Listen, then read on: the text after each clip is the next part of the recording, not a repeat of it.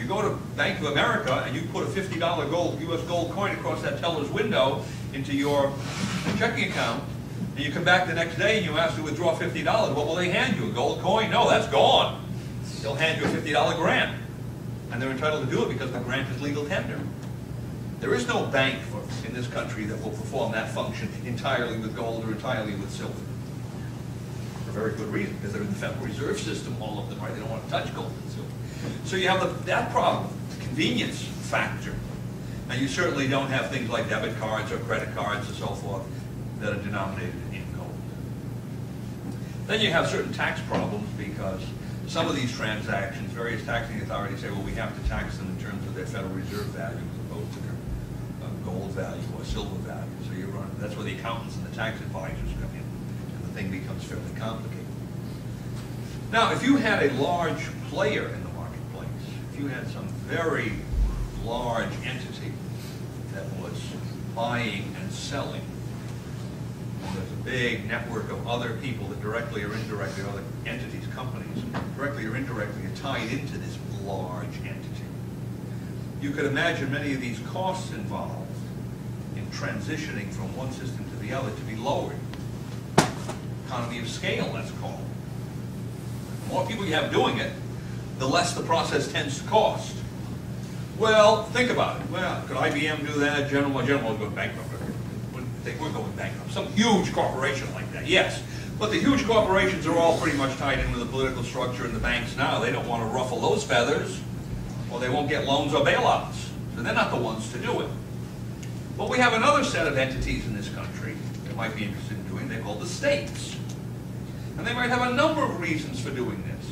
One, because it will tend to assert their authority against the federal government, which might not be a bad idea given that's the way the Constitution is supposed to operate. Secondly, many of these states look at the present collapsing monetary system and they say, well, this has bad economic implications for us. And if we had a more stable monetary system within our jurisdiction, we might see at least economic normalcy. Because what? Capital flows to those areas that have social and economic stability.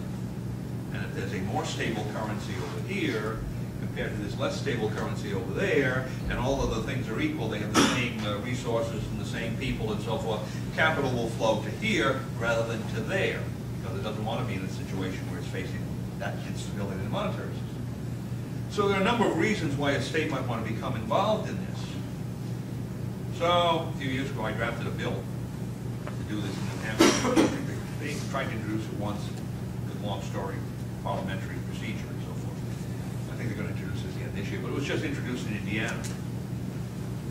And there's talk of some people introducing it in Oklahoma, and there's a bill in Georgia, I have a fellow write, which uses coin instead of electronic gold, because of some peculiarity they have in their Georgia Constitution. So the idea is out there, kind of floating around. And what it essentially says is, here's the state, here's the great big black box of the state. And the state's taking in tax money. That's one part of the power of the purse, right? Power of tax. And it's spending some money over here. That's another part of the power of the purse. And this tax money is coming from some citizens. And this spending is going to some citizens to whom the state owes something. And we have almost a circular flow here. Almost. Because what we don't have is necessarily the connection between these two groups of citizens somehow and all the citizens in the middle. I've got a whole bunch of citizens in here. Okay. That isn't part of the structure. What the theory is that if you have enough flowing in and enough flowing out, these people at both ends will have an incentive, these will have an incentive to receive the gold and silver from the market. They'll start asking their creditors to pay them. And these people will have an incentive to pay it out, or at least their creditors will ask to be paid that way, and eventually it'll circulate through the entire system. And if you keep increasing this side over here so that more and more of the state's revenue is paid in silver and gold, and a larger and larger part comes out here, eventually you're going to drive this part in the direction of primarily sound money. That doesn't mean these people down here won't use some Federal Reserve notes for some purposes. They probably will have to.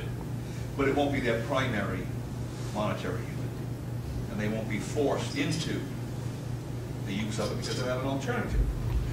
Now, here's where the militia structure comes in. Because this part here, at the present time, is totally unorganized. Particular statute I drafted, these folks are organized. They're organized by the taxing power. They're told, you pay. There's a cigarette tax people in New Hampshire. Apparently there's a cigarette tax people primarily in Indiana, too. Small number of distributors. They kick in about 10% of the total revenue of the state of New Hampshire, at least. It's a sin tax, so no one's going to bleed if they have to perform this function. And we wrote the statute in such a way so they could do it electronically, so they really don't have a cost involved. So this one is automatic. It's forced this way. This one over here is the voluntary side. The state offers to people that we'll pay you. A credit of the state, we'll pay you if you ask for it in gold. Until the fund runs out. First come, first served. Until that 10% of our taxable revenue, which we're holding in gold, runs out, we'll pay first come, first served. Well, what does that do over here? It now creates an incentive. Now more and more of these people are going to want to come sooner and sooner, one assumes, to get that gold before it runs out. And at some point the treasurer, up here, right, treasurer, who's responsible for running this operation, comes back to the legislature and says, I need more money here. I need more gold here because the demand here is too high. In other words, the experiment is working. And he just expands this tax base. He goes, the legislature expands it to other citizens.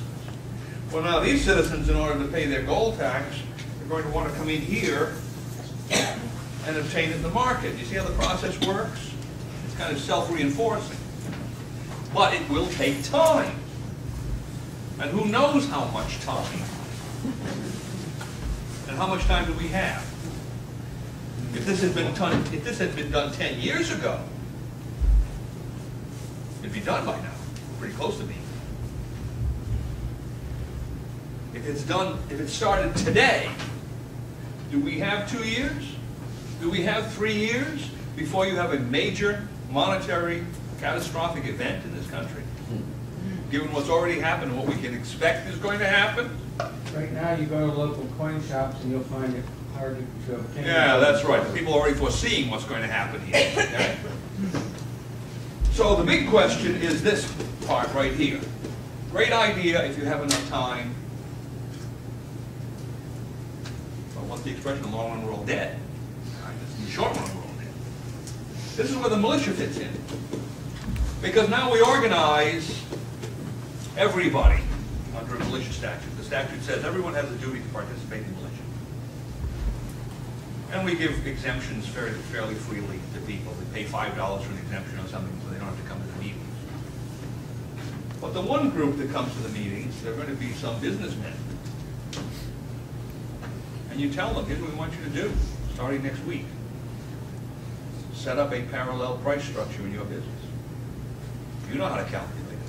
You can go into the markets and look what these prices of gold and silver are versus currency, and you know the prices of your goods and services versus currency. Give us an alternative price structure and put it up there. And have in your business, and we'll provide this to you, an explanation of this for your customers. And now all of a sudden, the biggest problem here is being solved immediately. The alternative prices are developed. Now you may not be able to force people to use those until they see the monetary system the paper money system breaking down, and then they will start to. But the system is there.